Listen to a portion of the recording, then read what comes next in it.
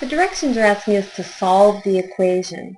And then after we've done that, we're going to decide whether the equation, the original equation that we're given, is a conditional equation, an inconsistent equation, or an identity. So the first thing we want to do is we want to solve the equation.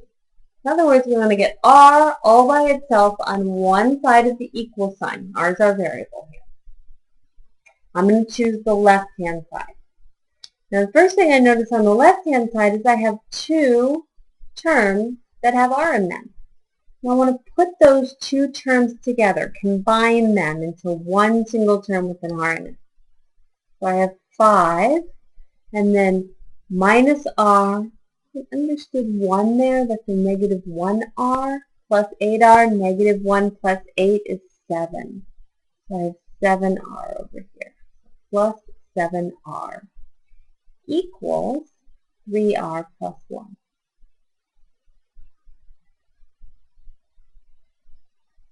Okay, I want my numbers on the right, and I want my variables on the left. So I have some terms to move around here.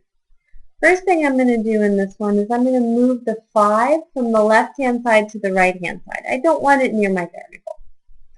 I'm going to subtract it because we've added on the left-hand side. I'm going to subtract it to move it.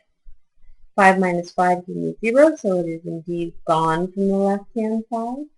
And I'm left with 7r on that side.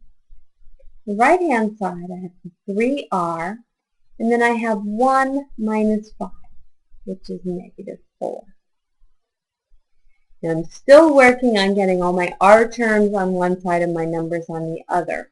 Now I need to move this 3r. So I'm going to subtract that 3r from both sides of my equation. 7r minus 3r is going to give me 4r. And that equals 3r minus 3r is 0. So I'm left with my negative 4. Okay. Now I still have a number that's multiplied by my r, and I want r all by itself. So I'm going to divide by that number, which is a 4, and I will get r equals negative 4 divided by 4 is negative 1. So that's my solution to my equation. Let's look up at the directions again. It says to state whether the equation is a conditional equation, an inconsistent equation, or an identity. Now we got one value for r. R equals negative 1. When you get one single value for your variable, that is what's called a conditional equation. So this right here is a conditional equation.